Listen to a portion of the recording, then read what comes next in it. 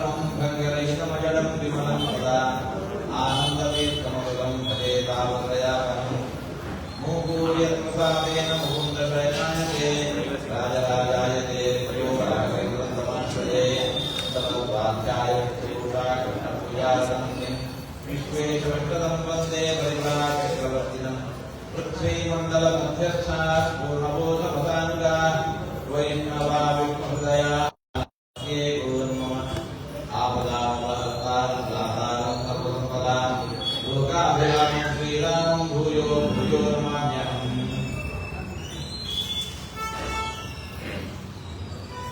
ರಾಮ ಲಕ್ಷ್ಮಣ ಭರತ ಶತ್ರುಘ್ನರು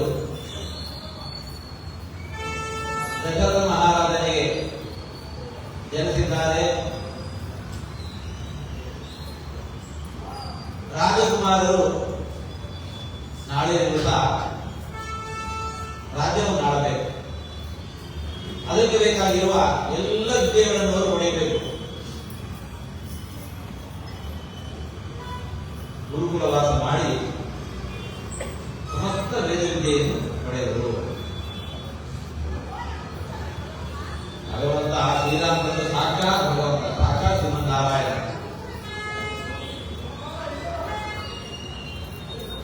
ಅಧ್ಯಯನ ಮಾಡಿ ಬೆಳೆಯಬೇಕಾಗಿರತಕ್ಕಂತಹ ಅವಶ್ಯಕತೆ ಯಾವುದೂ ಇಲ್ಲ. ಸರ್ವಜ್ಞ ಹಾಗಾದರೂ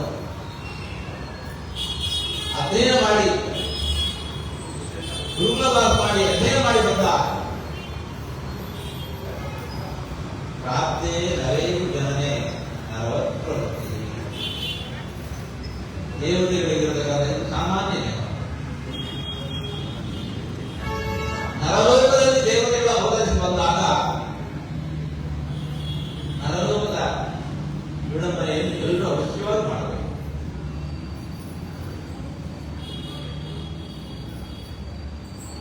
ಈ ದೊಡ್ಡ ಪಾಠವನ್ನು ಎಲ್ಲ ದೇವತೆಗಳು ನಾವು ಮಾಡಬೇಕು ನಡೆಯುವ ಮೂಲಕ. ರಾಮಚಂದ್ರ ಆಂಧ್ರೆಯಲ್ಲಿ ತಾನು ಗುರುಕುಲವಾಸ ಮಾಡಿ ವೇದಾಧ್ಯಯನ ಮಾಡಿದ ಭಗವಂತನ ಸರ್ವೋತ್ತಮತ್ವಕ್ಕೆ ಬಂದ ನಾವು ಹೇಳ್ಕೋಬಾರದು. ಭಗವಂತನ ಸರ್ವೋತ್ತಮತ್ವಕ್ಕೆ ಇದೊಂದು ಯಾವ ಧಕ್ಕೆಯೂ ಇಲ್ಲ. ಯಾಕೆ? ಇದು ದೇವತೆಗಳಿಗಿರತಕ್ಕಂಥ ನಿಯಮ. ಅದನ್ನು ಅನುಷ್ಠಾನ ಮಾಡೋದಕ್ಕೋಸ್ಕರ ಹಾಗೆ ಮಾಡಿದನೇ ಹೊರತು ತಾನು ತತ್ವಗಳನ್ನು ತಿಳಿದಿಲ್ಲ ಎಂಬ ಕಾರಣಕ್ಕೋಸ್ಕರ ಮಾಡಿದ್ದಲ್ಲ. ಭಗವಂತನ ಅವತಾರದ ಇನ್ನೊಂದು ಮಹದುದ್ದೇಶ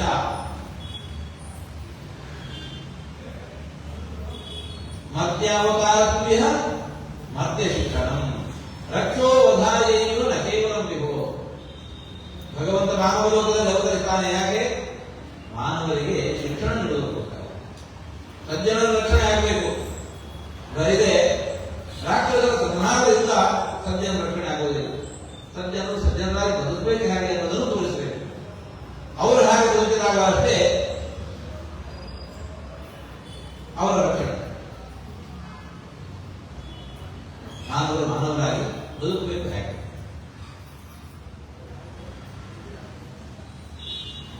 ರಾಮಕೃಷ್ಣ ದೇವತಾರಗಳಲ್ಲಿ ವೇದವ್ಯಾಸ ರೂಪದ ಅವತಾರದಲ್ಲಿ ದತ್ತನಾಗಿ ಕೃಷ್ಣನಾಗಿ ಉಪದೇಶವನ್ನು ಮಾಡಿದ. ಕೃಷ್ಣನಾಗಿ ಆಚರಿಸುವುದು ತೋರಿಸಿದ. ರಾಮನಾಗಿ ಅದನ್ನು ಆಚರಣೆ ತೋರಿಸ್ತಾ ಇದ್ದಾರೆ. ಕ್ಷತ್ರಿಯನಾಗಿರತಕ್ಕಂತಹ ಕ್ಷತ್ರಿಯಗಳಲ್ಲಿ ಉತ್ಪನ್ನನಾಗಿರತಕ್ಕಂತಹ ರಾಮ ವೇದಾಧ್ಯಯನ ಮಾಡಿದ್ದಾನೆ. ನಾವು ಮಾಡಬೇಕು.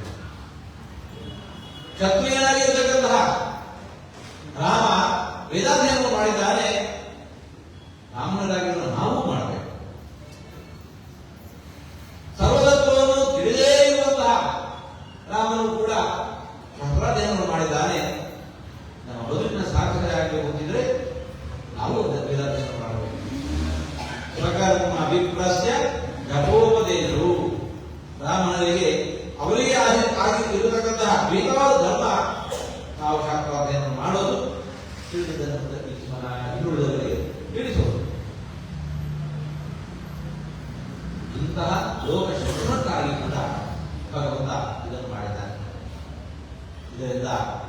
ಅವನಿಗೆ ಯಾವ ಸ್ಥಿತಿತ್ತು ಸರ್ವೋತ್ತಮತ್ವಕ್ಕೆ ಹಾನಿ ಇಲ್ಲ. ಅವನ ಇಂತಹ ಗುಣಗಳನ್ನು ಲೋಕಕ್ಕೆ ಪಾಡು ಮಾಡುವ ಗುಣವನ್ನು ಮತ್ತೆ ತೋರಿಸ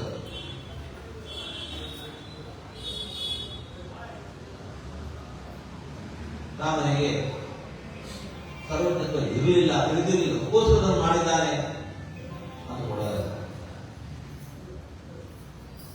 ನರಲೋಕದಲ್ಲಿ ಅವತರಿಸಿದವರಿಗೆಲ್ಲರಿಗೂ ನಿಯಮ ಅವರೇ. ಉದಾಹರಣೆ ಲೋಕದಲ್ಲಿ ಗಮನಿಸಿ, ನಾಟಕ ನಡೀತಾ ಇದೆ, ರಂಗಸ್ಥಳದಲ್ಲಿ ನಾಟಕ ನಡೀತಾ ಇದೆ. ಭೀಮ ಜರಾಸಂಧರ ಯುದ್ಧದ ಪ್ರಸಂಗವನ್ನು ತೋರಿಸ್ತಾ ಇದ್ದಾರೆ.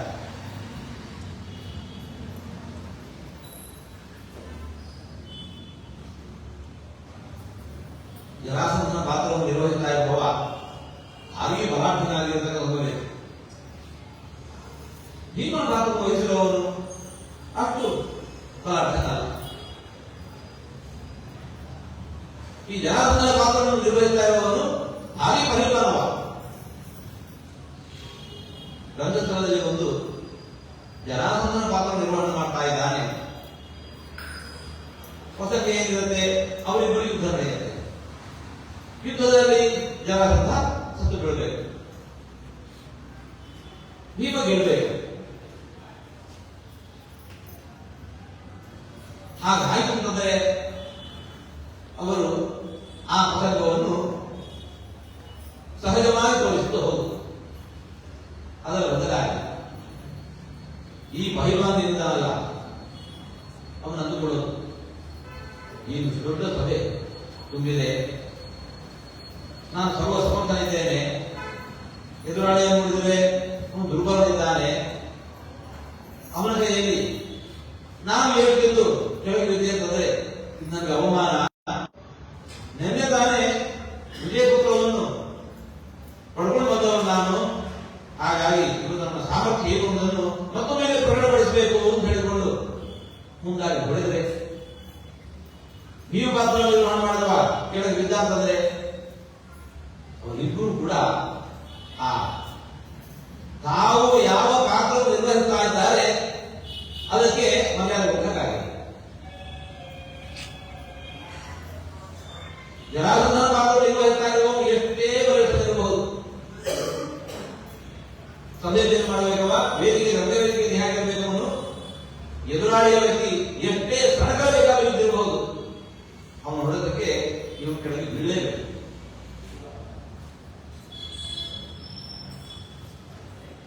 ಇದು ಆ ಪಾತ್ರವನ್ನು ನಿರ್ವಹಿಸುವ ಬಗೆ.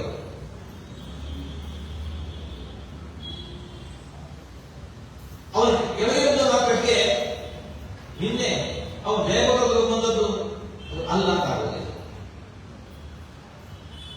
ಹೇಗೋ ದೇವತೆಗಳಿಗೂ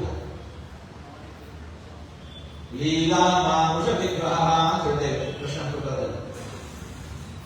ಲೀಲೆಯಿಂದ ಮಾನುಷ ಶರೀರವನ್ನು ಪಡೆದುಕೊಂಡವನು, ಅದು ಕೃಷ್ಣನಾದರೂ ಸರಿಯೇ, ರಾಮನಾದರೂ ಸರಿ. ಭೂಮಿ ಅನ್ನುವಂತಹದ್ದವರಿಗೆಲ್ಲ ದೇವತೆಗಳಿಗೆ ಒಂದು ರಂಗಸ್ಥಳ. ಈ ಭೂಮಿ ಅನ್ನುವಂತಹದ್ದು ದೇವತೆಗಳಿಗೆ ರಂಗಸ್ಥಳ. ಅಂತಹ ಸರ್ವೋತ್ತಮನಾಗಿರುವ ಭಗವಂತ ಇಲ್ಲಿ ಹೇಗೆ ಬಂದಿದ್ದಾನೆ? ನರನ ರೂಪದಲ್ಲಿ ಬಂದಿದ್ದಾನೆ.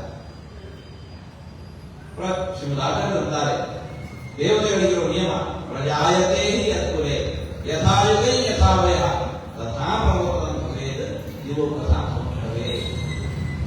ಭೂಮಿಯವರು ಅವತರಿಸಿದ್ರು ಅಂತಂದ್ರೆ ಯುಗ ಧರ್ಮಗಳನ್ನವರು ಪರಿಪಾಲಿಸಬೇಕು, ಕುಲಧರ್ಮವನ್ನವರು ಆಚರಿಸಬೇಕು, ವಯೋಧರ್ಮವನ್ನು ತೋರಿಸಬೇಕು. ಯುಗಧರ್ಮ, ಕುಲಧರ್ಮ, ವಯೋಧರ್ಮವನ್ನು ತೋರಿಸಬೇಕು. ಅಂದ ಮಾತ್ರಕ್ಕೆ, ಹಾಗೆ ತೋರಿಸಿದ ಮಾತ್ರಕ್ಕೆ ನಾವು ಅವರಲ್ಲಿ ದೋಷ ಅನುರಕ್ತ ವಿದ್ಯಾ ನಾನು ವಿದ್ಯಾ ಉತ್ಪ್ರಭು ಎಂದು ಹೇಳ್ತಾರೆ. ಅಣುಮಾತ್ರದ ದೋಷವನ್ನು ನಾವು ಅವರಲ್ಲಿ ನಿಂತು ಹೋದಲ್ಲ.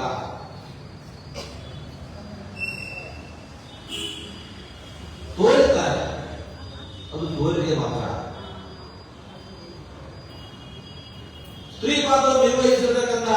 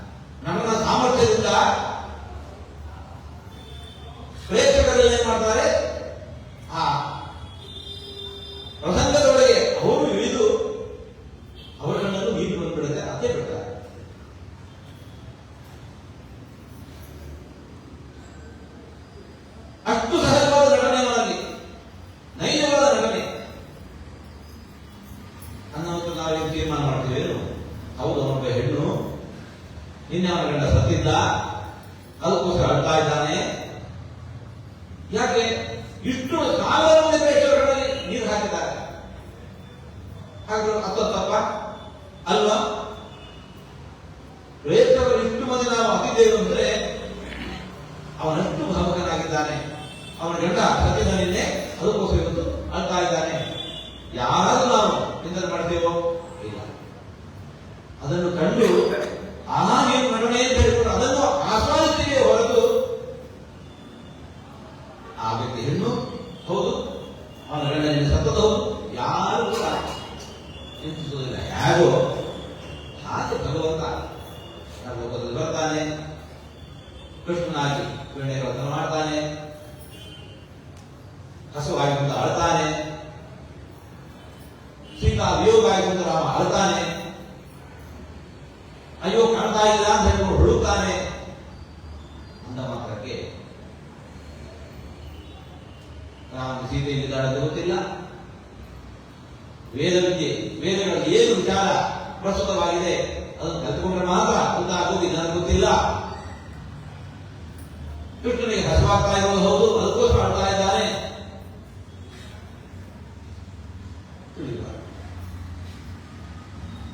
ರಂಗಸ್ಥಳದಲ್ಲಿ ಅಲ್ಲಿ ಬಂದ ಮೇಲೆ ಹಾಗೆ ನಾವೆಲ್ಲ ನಂಬೋ ಹಾಗೆ ನಡೆಸಬೇಕು.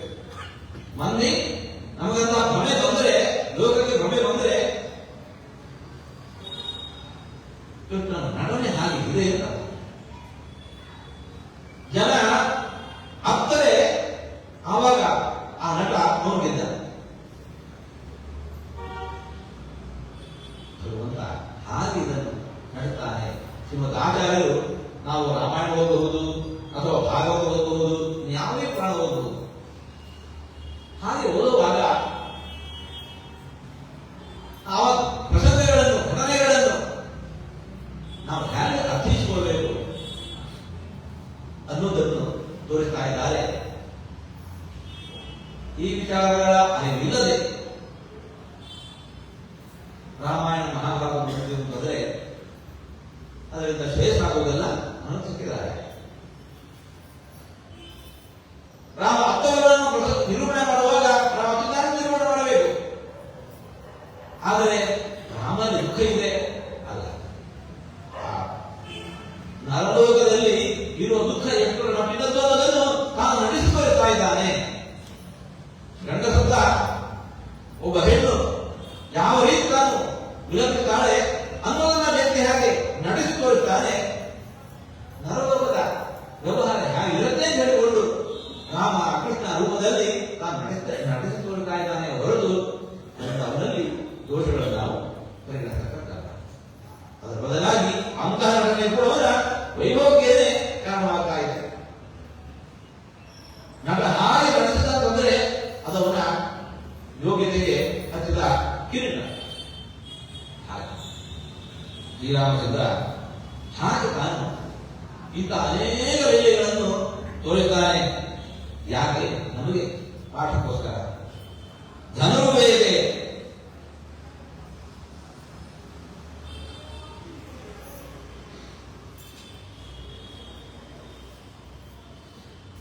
ಸರ್ವೇ ವೇದವಿದ ಶೂರ, ವೇದಾಧ್ಯಯನ ಮಾಡಿದರು. ವೇದಗಳನ್ನಷ್ಟೇ ಅಲ್ಲ, ಕ್ಷತ್ರಿಯರಾಗಿ ರಾಜರಾಗಿ ಯುದ್ಧ ವಿದ್ಯೆಯನ್ನು ತಿಳಿದಿರಬೇಕು. ಜಜಸ್ಕಂಧೆ ಅಶ್ವಪೃಷ್ಠೇತ ರಥಕರ್ಯಾಸು ಸಂಪದಃ ಧನುರ್ವೇದೇನ ನಿರತಃ ವಿದುಷುಷೂಷಣೆಯತಃ. ಆನೆ ಮೇಲೆ ಸವಾರಿ ಮಾಡುವುದು ಹೇಗೆ? ಆನೆಯನ್ನು ಪಳಗಿಸುವುದು ಹೇಗೆ? ಆನೆ ಮೇಲೆ ಸವಾರಿ ಮಾಡುವುದು ಹೇಗೆ? ಕೂದಲು ಸರಿ ಇಲ್ಲ, ಅವನು ಎಲ್ಲೆಲ್ಲೂ ಉಳಿಸುತ್ತದೆ, ಅವನಿಗೆ ಅದನ್ನ ಅರ್ಥ. ಗಜ ವಿದ್ಯೆಯನ್ನು ತಿಳಿದಿರಬೇಕು.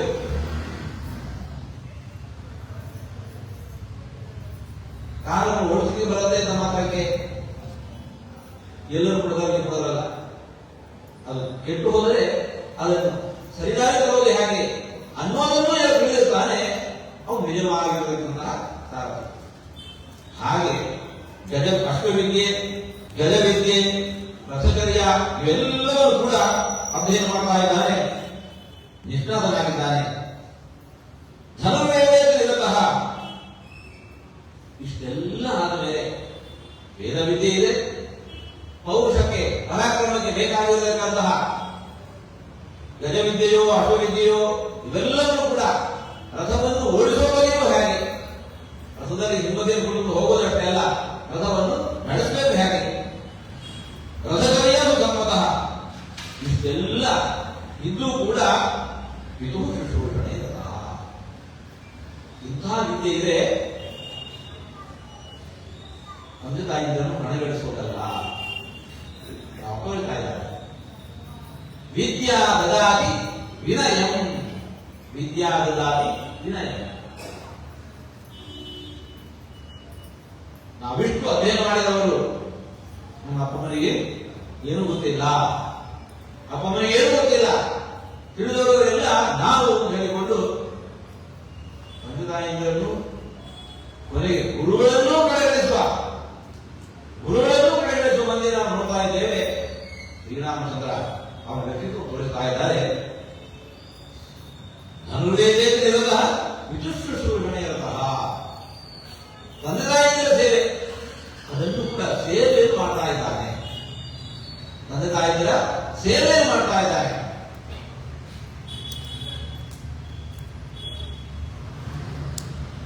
ಅಂತಂದಿನೊಳಗೆ ಪರಸ್ಪರ ಸ್ನೇಹ ಭಾವ ಹೇಗಿತ್ತು ಅನ್ನೋದನ್ನು ತೋರಿಸ್ತಾ ಇದ್ದಾರೆ.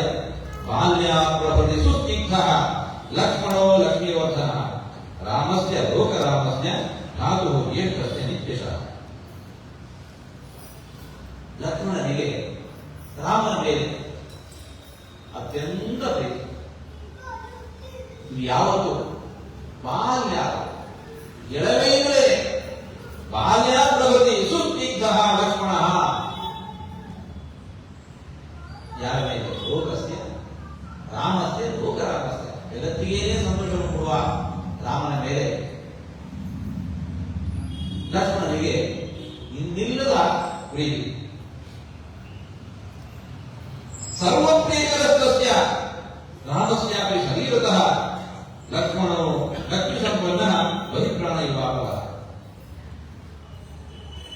ರಾಮನಿಗೆ ಏನು ಬೇಕು, ಯಾವ ಸೇವೆ ಯಾವ ಕ್ಷಣದಲ್ಲಿ ಮಾಡಬೇಕು, ಇದು ಬಾಲ್ಯ ಪ್ರವೃತ್ತಿ. ಎಳದಿಂದರು ಕೂಡ ಲಕ್ಷ್ಮಣನಿಗೆ ರಾಮನ ಮೇಲೆ ಇಂಥ ಸ್ನೇಹ, ರಾಮನಿಗೆ ಲಕ್ಷ್ಮಣ ಮೇಲೆ ಏನು ಭಾವ ಇತ್ತು? ರಾಮಸ್ಯಾಮಿ ಲಕ್ಷ್ಮಣ ಪ್ರಿಯ ಹೇಗೆ ಶರೀರ. ರಾಮನಿಗೆ ತನ್ನ ಶರೀರಕ್ಕಿಂತಲೂ ಕೂಡ ಎಲ್ಲರೂ ಕೂಡ ತಮ್ಮ ತಮ್ಮ ಶರೀರವನ್ನು ಹೆಚ್ಚು ಆಯ್ಕೆ ಮಾಡ್ತಾರೆ, ಅದರ ಕಡೆ ಹೆಚ್ಚು ಗಮನ ಕೊಡ್ತಾರೆ, ಅದರ ಸುಖಗಳು ಬೇರೆ ಬೇರೆಗಳಿಗೆ ಸ್ಪಂದಿಸ್ತಾ ಇದ್ದಾರೆ. ರಾಮ ತನ್ನ ಶರೀರದ ಬೇರೆ ಬೇರೆಗಳಿಗೆ ಸ್ಪಂದಿಸ್ತಾ ಇರಲಿಲ್ಲ, ಲಕ್ಷ್ಮಣ ಹೇಳಿದ್ದಾರೆ. ಶರೀರ ಅಲ್ಲ ರಾಮನಿಗೆ, ಲಕ್ಷ್ಮಣ ಏನು? ರಾಮನಿಗೆ ಎರಡು ಪ್ರಾಣ, ಒಂದು ಒಳಗೆ ಇದೆ, ಇನ್ನೊಂದು ಹೊರಗೆ ಇದೆ. ರಾಮನಿಗೆ ಎರಡು ಪ್ರಾಣ, ಒಂದು ಒಳಗೆ ಇದೆ, ಇನ್ನೊಂದು ಲಕ್ಷ್ಮಣ ಹೆಸರಿನಿಂದ ಹೊರಗೆ ಇದೆ.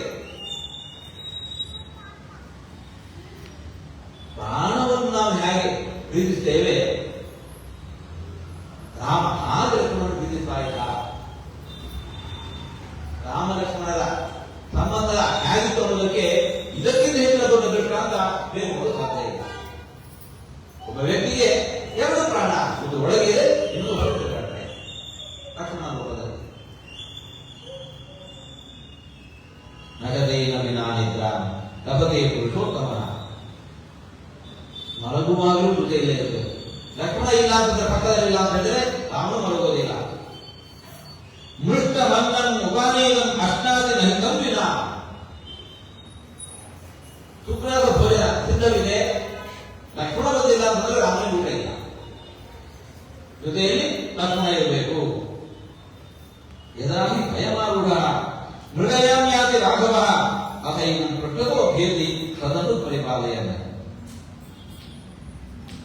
ರಾಮ ಕಾವಳಿಗೆ ಸಂಚಾರ ಮಾಡ್ತಾ ಇದ್ದಾನೆ ಅಂತಂದ್ರೆ ಎಡಬೇಕು. ಮೃಗಬೇಟೆಗೋ ಇನ್ನೊಂದಕ್ಕೂ ಹೊರಟಿದ್ದಾನೆ, ಉದ್ಯಾನಕ್ಕೆ ಹೋಗ್ತಾ ಇದ್ದಾನೆ. ಕುದುರೆಯನ್ನೇರಿ ರಾಮ ಮುಂದೆ ಹೋಗ್ತಾ ಇದ್ದಾರೆ ಅಂತಂದ್ರೆ ಆ ರಾಮನ ಜೊತೆಗೆ ಲಕ್ಷ್ಮಣನೂ ಅದನ್ನ ಹಿಂದೆ ಹೋಗ್ಬೇಕು.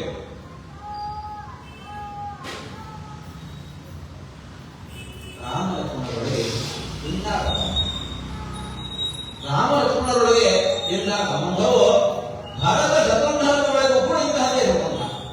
ಭರತಸ್ಯಾಪಿ ಶತ್ರುಘ್ನಃ ಲಕ್ಷ್ಮಣ ಅವರಜಃ ಸಹ ಪ್ರಾಣೈ ಪ್ರಿಯತರೋ ನಿತ್ಯಂ ತಸ್ಯ ಜಾತಿ ಪ್ರಧಾನಯ. ಶತ್ರುಘ್ನಿಗೆ ಭರತನ ಮೇಲೆ ಅಂತಹ ಪ್ರೀತಿ, ಲಕ್ಷ್ಮಣನಿಗೆ ರಾಮನ ಮೇಲೆ ಹೇಗೆ ಪ್ರೀತಿಯೋ ಶತ್ರುಘ್ನಿಗೆ ಭರತನ ಮೇಲೆ ಅಂತಹ ಪ್ರೀತಿ. ರಾಮನಿಗೆ ಲಕ್ಷ್ಮಣನ ಮೇಲೆ ಯಾವ ರೀತಿಯ ಸ್ನೇಹವೋ ಭರತನಿಗೆ ಶತ್ರುಘ್ನ ಮೇಲೆ ಅಂತಹ ಸ್ನೇಹ. ಪ್ರಾಣೈ ಪ್ರಿಯತರ ನಿತ್ಯಂ. ಇಂಥ 4 ಮಂದಿ ಮಕ್ಕಳು ದಶರಥ ಮಹಾರಾಜ. ನಮ್ಮ ಮನೆಯಲ್ಲೂ ಹೇಗಿರುತ್ತೆ, 4 ಮಕ್ಕಳಿದ್ದಾರೆ ಅಂತಂದ್ರೆ ಸದಾ ಹೊಡೆದಾಡ್ತಾ ಇರ್ತಾರೆ. ಇಬ್ಬರಿಬ್ಬರಿಗೂ ಕೂಡ ಅವರನ್ನು ಸಂಭಾಳಿಸೋದು ಕಟ್ಟಾಗಿ ಹೋಗುತ್ತೆ. ಹಾಗಿರುವಾಗ ಇಲ್ಲಿ 4 ಮಂದಿ ಏಕಾದಲ್ಲಿ ಬಂದ್ರೆ ಹಾಕಿದ್ದಿರಬೇಡ. ಆದರೆ ಅವರಿಗೆ ಇಂಥ ಸ್ನೇಹ, ಇಂಥ ಸ್ನೇಹ. ನಾವು ಹೇಗಿರ್ಬೇಕು ಅನ್ನೋದು ನರಲೋಕದಲ್ಲಿ ಅಂತಂದ್ರೆ ನಾವು ಹೇಗಿರಬೇಕು, ವಾಲಿಸುತ್ತಿರುವ ರೀತಿ ಇರೋದಲ್ಲ. ರಾಮ ಲಕ್ಷ್ಮಣ ರೀತಿ ಇರಬೇಕು, ಭರತ ಶತ್ರುಘ್ನ ರೀತಿ ಇರಬೇಕು ಅನ್ನೋದನ್ನು ರಾಮ ತನ್ನ ಈ ಕಡೆ ಮೂಲಕ ತೋರಿಸ್ತಾ ಇದ್ದಾನೆ. ಶ್ರೀರಾಮ ಆ ದಶರಥ ಮಹಾರಾಜನಿಗೆ ಇಂಥ ಮಕ್ಕಳನ್ನು ಕಂಡು ಅತ್ಯಂತ ಸಂತೋಷ.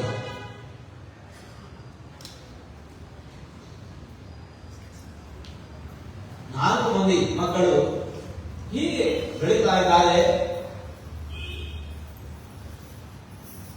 ಮಾಡಬಾರದ ಕಾರ್ಯದಲ್ಲಿ ಯಾವುದು ಕೊಡುವವರಲ್ಲ. ಇಲ್ಲ ಅದನ್ನು ಮಾಡಬಾರದು, ಮಾಡಬಹುದು, ಹಿಂದೆ ಒಳ್ಳೆಯ ಸತ್ಕೀರ್ತಿ ಇವರ ಇಂತಹ ನಡೆಯಿಂದ ಅವರ ವೇದವಿದ್ಯೆ ಇರಬಹುದು, ಧನುರ್ವಿದ್ಯೆ ಇರಬಹುದು, ಅಷ್ಟವಿದ್ಯೆ ಇರಬಹುದು, ರಥವಿದ್ಯೆ ಇರಬಹುದು. ಲೋಕದಲ್ಲಿ ಇವರ ಯಶಸ್ಸು ಎಲ್ಲೆಡೆ ಆಗಬೇಕು. ಕೀರ್ತಿಮಂತ ಎಲ್ಲರೂ ಬಲ್ಲವರು, ಸರ್ವಜ್ಞ, ದೀರ್ಘದರ್ಶಿನ. ಇವತ್ತಿನ ಕಾಲ ಮುಗಿಯಿತು ಅಲ್ಲ, ಇವತ್ತು ನಾವು ತೆಗೆದುಕೊಂಡಿರತಕ್ಕಂತಹ ಒಂದು ನಿರ್ಣಯ, ಇವತ್ತು ನಾವು ಮುಂದರಿಟ್ಟಂತಹ ಒಂದು ಹೆಜ್ಜೆ 10 ವರ್ಷದ ಮೇಲೆ ಯಾವ ರೀತಿ ಫಲವನ್ನು ಕೊಡುತ್ತೆ, 10 ವರ್ಷದ ಬಳಿಕ ಅದು ಯಾವ ಫಲವನ್ನು ಕೊಡುತ್ತೆ ಅನ್ನೋ ನಿರ್ಣಯದ ಹಿನ್ನೆಲೆಯಲ್ಲಿ ಪ್ರತಿಯೊಂದು ಹೆಜ್ಜೆಯೂ ಕೂಡ ಇಡ್ತಾ ಇದೆ. ದೀರ್ಘದರ್ಶಿನ ತೇಜಾಂ ಏವಂ ಪ್ರಭಾವಾನಾಂ ಸರ್ವೇಷಾಂ ಜೀವದೇವತಾಂ. ಇವರು ಲೋಕದಲ್ಲೆಲ್ಲ ಪ್ರಸಿದ್ಧರಾದರು. ಪಿತಾ ದಶರಥೋ ವೃಕ್ಕ ಬ್ರಹ್ಮ ಲೋಕಾಧಿಪೋ ಯಥ ತೇಜಾಂ ಮೌಲ್ಯಂ ವ್ಯಾಘ್ರ ವೇದಿಕಾ ತೇಜರಥ ವಿದುಷುಷುಷುರಥ ಧನುರ್ವೇದೇ ಕನಿಷ್ಠ. ತಂದೆಯಾಗಿರುವ ದಶರಥ ಮಕ್ಕಳಿಲ್ಲ ಮಕ್ಕಳಿಲ್ಲ ಮಕ್ಕಳಿಲ್ಲ ಅಂತ ಬರ್ತಾ ಇದ್ದಾರೆ. ಬದುಕಿನ ಕೊನೆಯ ದಿವಸಗಳಲ್ಲಿ ಇಂಥ ಮಕ್ಕಳನ್ನು ಪಡೆದ ಅಂತಾರೆ. ದಶರಥ ಮಹಾರಾಜನಿಗೆ ಮಕ್ಕಳನ್ನು ಎಷ್ಟು ಸಂತೋಷ ಆಯಿತು ಅಂತ ಹೇಳಿದ್ರೆ, ಧರ್ಮಾರ್ಥ ಕಾಮೋತ್ಸವಗಳು ಏಕಕಾಲದಲ್ಲಿ ಕೈಬಿಟ್ಟವಾದ. ಧರ್ಮಾರ್ಥ ಕಾಮ ಮೋಕ್ಷಗಳು ಚತುರ್ವಿಧ ಪುಣ್ಯ ಪುರುಷಾರ್ಥಗಳು ಏಕಕಾಲದಲ್ಲಿ ಕೈ ಸೇರಿದವೆ. ರಾಮನನ್ನು ಕಂಡಂತೂ ಸ್ವಾನಂದ ತೃಪ್ತ ಇವ ಸಬಬು, ಮೋಕ್ಷವೇ ಸಿಕ್ಕಿಬಿಡಿದೆ ನನಗೆ, ಮೋಕ್ಷವೇ ಸಿಕ್ಕಿಬಿಡಿದೆ ನನಗೆ ಅನ್ಕೊಳ್ತಾ ಇದ್ದ ದಶರಥ ಮಹಾರಾಜ. ಹೌದು, ಮತ್ತೆ ವಾಸುದೇವರು ಮನೆ ರಾಮನಾಗಿ ಬಂದವ. ನಿಜ ಮುಕ್ತಿ ಪದಪ್ರದಾತ ಅಂತ ಶ್ರೀಮದಾಚಾರ್ಯರು ಮಹಾಭಾರತ ತಾತ್ಪರ್ಯದಲ್ಲಿ ಉಲ್ಲೇಖಿಸ್ತಾ ಇದ್ದಾರೆ. ಸಾಧನೆ ಪರಿಪೂರ್ಣ ಯಾರಿಗೆ ಆಗಿದೆ ಅಂತವರಿಗೆ ಅವರ ಸಾಧನೆ ಗಮನಿಸಿ ಭಕ್ತಿ ವಾಸ್ತವ ರೂಪದಿಂದ ಮೋಕ್ಷಪ್ರದಾಗಿದ್ದಾರೆ. ಅವನೇ ರೂಪ ರಾಮನಾಗಿ ಬಂದಿದ್ದಾನೆ. ಮಕ್ಕಳ ಇಂತಹ ಪರಿಪೂರ್ಣ ಬೆಳವಣಿಗೆಯನ್ನು ಕಂಡಿರುವ ದಶರಥ ಮಹಾರಾಜ ಇವರಿಗೆ ಇದು ವಿವಾಹ ಮಾಡಬೇಕು ಅನ್ನುವ ಯೋಚನೆಯನ್ನು ಮಾಡಿದರು. ಅದರ ಕುರಿತಾಗಿ ತುಂಬಿದ ಸಭೆಯಲ್ಲಿ ಮಂತ್ರಿಗಳನ್ನೆಲ್ಲ ಜೊತೆ ಸೇರಿಸಿಕೊಂಡು ಮದುವೆ ಮಾಡಬೇಕು, ಇನ್ನು ತನ್ನ ಅಧಿಕಾರವನ್ನು ಹಸ್ತಾಂತರಿಸಿ ತಾನು ಹೊರಟು ಹೋಗಬೇಕು. ಹಾಗಾಗಿ ಇವರ ವಿವಾಹದ ಕುರಿತಂತೆ ಮಂತ್ರಾಲೋಚನೆಯಲ್ಲಿ ತೊಡಗಿದ್ದಾನೆ. ಆ ಹೊತ್ತಿಗೆ ಸರಿಯಾಗಿ ವಿಶ್ವಾಮಿತ್ರರ ಪ್ರವೇಶ ಆಗಿದೆ. ಮಕ್ಕಳಿಗೆ ವಿವಾಹ ಸಂಸ್ಕಾರವನ್ನು ಏರ್ಪಡಿಸಬೇಕು ಅನ್ನೋ ಮಂತ್ರಾಲೋಚನೆ ಮಂತ್ರಗಳ ಜೊತೆ ಸೇರಿಕೊಂಡು ಮಾಡ್ತಾ ಇರುವ ಹೊತ್ತಿಗೆ ವಿಶ್ವಾಮಿತ್ರರ ಪ್ರವೇಶ ಆಗಿದೆ. ದ್ವಾರಾಧ್ಯಕ್ಷ ಬಂದು ತೋರಿಸ್ತಾ ಹೇಳ್ತಾ ಇದ್ದಾನೆ, ವಿಶ್ವಾಮಿತ್ರ ಮಹರ್ಷಿಗಳು ಬಂದಿದ್ದಾರೆ. ಎಲ್ಲರೂ ಸಂಭ್ರಾಂತಮಃ ಸರ್ವೇ ತೇನಾಕೇನ ತುಳಿತಾಃ ತೇಜಸ್ವೇ ರಾಜಭವನಂ ವಿಶ್ವಾಮಿತ್ರ ಮುಷಿಂದದ ಪ್ರಾತಮವೇದಯಾಮಾಸು ನೃಪಾಯ ಇಕ್ಷ್ವಾಕವೇದುಲ ತೇಷಾಂ ತದ್ವಚನಂ ಶ್ರುತ್ವಾ ಸಪೂರ್ವಧಾ ಸಮಾಹಿತಃ ಪ್ರತ್ಯುಜ್ಜಗಾಮ ಸಂಪೃಷ್ಟಃ ಬ್ರಹ್ಮಾಂಡೇವ ವಾಸವಃ. ದಶರಥ ಮಹಾರಾಜ ತನ್ನೆಲ್ಲ ಮಂತ್ರಿಗಳು, ಪುರೋಹಿತರು, ವಸಿಷ್ಠರ ಮೊದಲಾದವರನ್ನು ಮುಂದಿಟ್ಟುಕೊಂಡು ವಿಶ್ವಾಮಿತ್ರರ ಸ್ವಾಗತಕ್ಕೆ ಮಾಡಿದ್ದಾರೆ.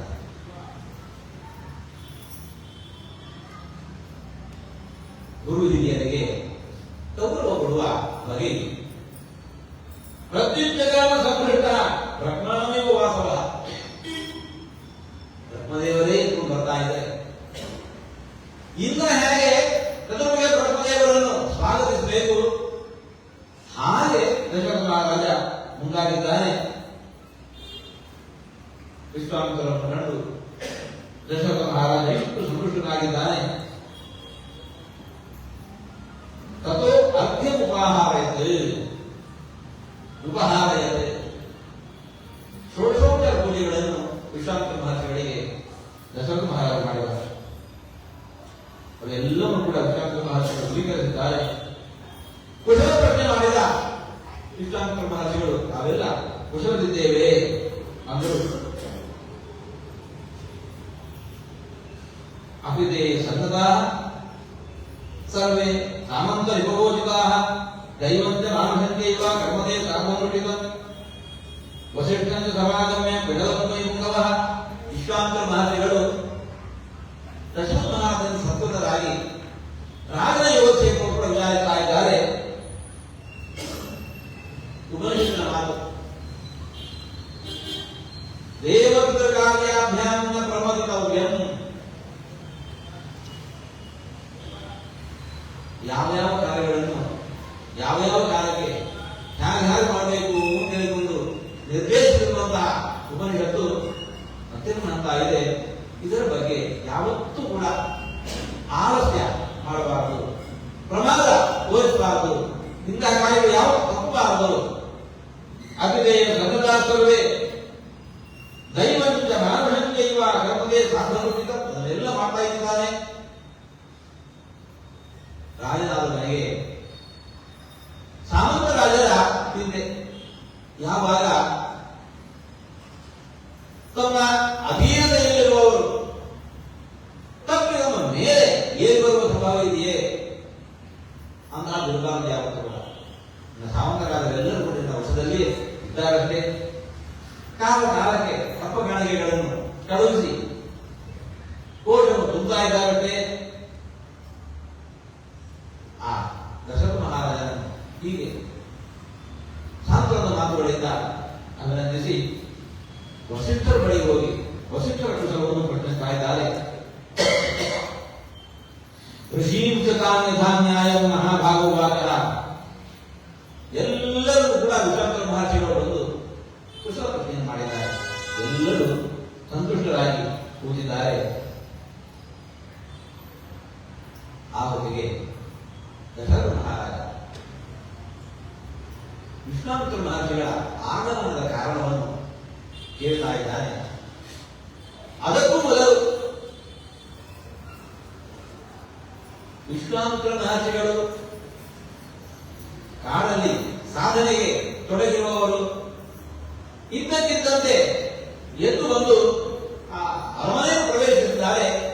ಇದರಿಂದ ರಾಜ ಕಾರಣ ಇರತಕ್ಕಂಥ ಸಂತೋಷ ಏನು ಅನ್ನೋದನ್ನು ದಶರಥ ಮಹಾರಾಜ ಅಭಿವ್ಯಕ್ತಗೊಳಿಸ್ತಾ ಇದ್ದಾನೆ. ಅವನ ಮಾತುಗಳನ್ನು ಗಮನಿಸಿ. ಉವಾಚ ಅದ ಹೃಷ್ಟಮನಃ ರಾಜ ವಿಶ್ವಾಮಿತ್ರಂ ಮಹಾಮುನಿಂ ಅಭ್ಯಾಹ ಉವಾಚ ಪರಮ ಉದಾರಃ ಹೃಷ್ಟಃ ತಂ ಅಭಿಪೂಜಯನ್ ಯಥಾಮೃತಸ್ಯ ಸಂಪ್ರಾಪ್ತಿಃ. ಬಾಯಾರದವರಿಗೆ ಅಮೃತವನ್ನೇ ತಂದು ಕುಡಿಸಿದ್ರೆ ಹೇಗಿರುತ್ತೆ? ಮರುಭೂಮಿಯಲ್ಲಿ ವಾಸಿಸ್ತಾ ಇರುವವರಿಗೆ ಒಳ್ಳೆಯ ಸುವೃಷ್ಟಿ ಬಂದ್ರೆ ಎಷ್ಟು ಸಂತೋಷ ಆಗಬಹುದು.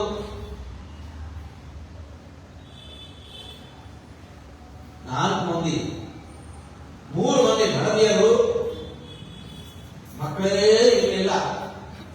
ಕೊನೆಯ ಕಾಲದಲ್ಲಿ 4 ಮಕ್ಕಳನ್ನು ಪಡೆದೆ. ಆವಾಗ ಅಂತಹ ಸಂತೋಷ ಏನು? ತಾವು ಬಂದರಿಂದಾಗಿ ಅಂತಹ ಸಂತೋಷ ಇದೆ. ಪ್ರಣಷ್ಟಸ್ಯ ಯಥಾ ಲಾಭ ಯಥಾ ಹರ್ಷ ಮಹೋದಯ ತದೈವ ಆಗಮನನ್ಮನ್ಯೇ ಸ್ವಾಗತಂತೆ ಮಹಾಮುನೆ.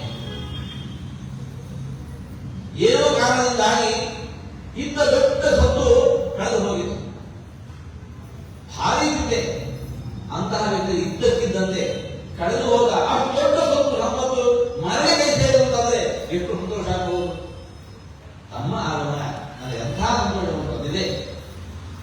ಹಾಗಾಗಿ ಈ ಸಂತೋಷದ ಹಿನ್ನೆಲೆಯಲ್ಲಿ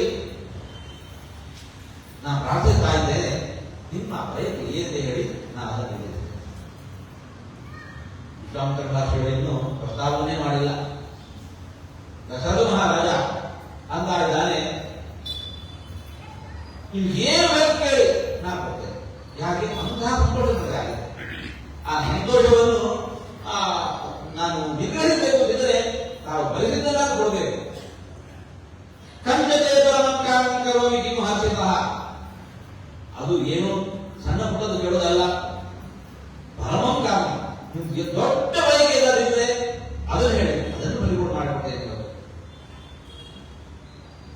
ಪಾತ್ರಭೂತೋಸ್ಮಿ ಮೇ ಬ್ರಹ್ಮನ್ ದಿಷ್ಟ್ಯಾ ಪ್ರಾಪ್ತೋಸಿ ಮಾನದ ಅದ್ಯ ಮೇ ಸಫಲಂ ಜನ್ಮ ಜೀವಿತಂತೆ ಸುಜೀವಿತಂ. ನನ್ನ ಬದುಕು ಯಾಕೆ ಇಂತಹ ಒಂದು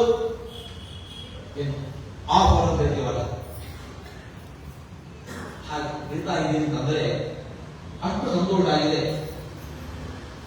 ನನ್ನ ಅದೃಷ್ಟ ತಾವು ಬಂದಿದ್ದೀರಿ. ಅದ್ಯವೇ ಸಫಲ ಜನ್ಮ, ನನ್ನ ಜನ್ಮ ಇವು ಸಾರ್ಥಕವಾಗಿ ತಾವು ಬಂದದ್ದಕ್ಕೆ. ಜೀವಿತ ಸುಜೀವಿತ, ನನ್ನ ಬದುಕು ಹೌದು ನಾನು ಸರಿಯಾಗಿ ಬದುಕಿದ್ದೇನೆ. ಯಾಕೆ ತಾವು ಬಂದಿದ್ದೀರಲ್ಲ, ಇದೇ ಅದಕ್ಕೆ ಸೂಚಕ. ಯಸ್ಮಾ ವಿಪ್ರೇಂದ್ರ ಮಧುರಾಕ್ಷಂ ಸುಪ್ರಭಾತ ಶಾಮ. ಇವತ್ತು ಬೆಳಗ್ಗೆ ಇದು ಸುಪ್ರಭಾತ ಆಗಿದೆ ನಮ್ಮ ದರ್ಶನದಿಂದ. ಹಿಂದೆ ರಾಜರ್ಷಿಗಳಾಗಿದ್ದವರು ತಾವು, ಅಂತಹ ಪರಾಕ್ರಮಿಗಳು ಇವತ್ತು ಅದಕ್ಕೂ ಮೀರಾಗಿ ಬ್ರಹ್ಮರ್ಷಿಗಳಾಗಿದ್ದೀರಿ.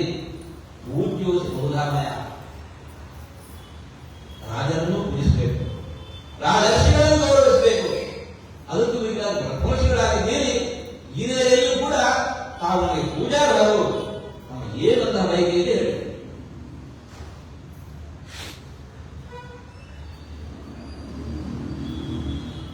ರೂಹಿಯಂತೆ ಪ್ರಾರ್ಥಿತವ್ಯಂ ಕಾರ್ಯ ಭಾಗವನ್ ಪ್ರತಿ ಇಚ್ಛಾಮಿ ಅನುಗ್ರಹೀತೋರಂ ತದರ್ಥಂ ಪ್ರಯತ್ನೆ ಕಾರ್ಯಸ್ಯ ವಿಮರ್ಶಂ ಚ ನಂತುಮರಸ್ತುವ್ರತ. ದಶರಥ ಮಹಾರಾಜನಲ್ಲಿ ಇಂಥ ವಿಚಾರವನ್ನು ಕೇಳಬೇಕೋ ಬೇಡೋ ಆ ವಿಮರ್ಶೆಯೂ ಬೇಡ. ನನ್ನಲ್ಲಿ ಕೇಳುವಾಗ ಅಂತಹ ವಿಮರ್ಶೆಯೂ ಬೇಡ. ಏನಂತಹದ್ದು ದೊಡ್ಡ ಬಯಕೆ ಇದ್ದುದಾದರೆ ಅಂತಹ ಒಂದು ಬಯಕೆ ಇಲ್ಲ. ತಾವು ಇಲ್ಲಿ ಬರುವವರ ಬಂದಿದ್ದೇನೆ ಅಂತಂದ್ರೆ ಅಂಥದ್ದೇನು ಬಯಕೆ ಇದೆ ಅದನ್ನು ತಿಳಿಸಿ. ಕರ್ತಾಚಾಹೇಷೇಣ ದೈವತಮೇ ಭವಾನಮ್ಮ.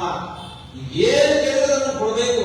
ಯಾಕೆ ನೀವೇನು ಇರುವುದು ಪರದೇವ ತವ ಆಗಮನ ಕೃಷ್ಣ ಧರ್ಮಸ್ಥಾನ इति हृदय सुखं निशम्य वाक्यं श्रुति सुखम आत्मवता विनीत मुक्तम प्रथित गुणेशा गुणैः विशिष्टः परम ऋषि परम जगामः दशरथ महाराज इंಥ ವಿನಯ ಇಂತಹ ಪೂಜೆ ಇಂತಹ ಗೌರವ ಅವರ ಮನಸ್ಸು ಏನಿದೆ ಎಂಬುದನ್ನು ಮನವೆಚ್ಚಿ ಮಾತನಾಡಿದ್ದಾನೆ. ಇದನ್ನೆಲ್ಲ ಕಂಡು ವಿಶ್ವಾಮಿತ್ರ ಮಹರ್ಷಿಗಳು ಸಂತೋಷ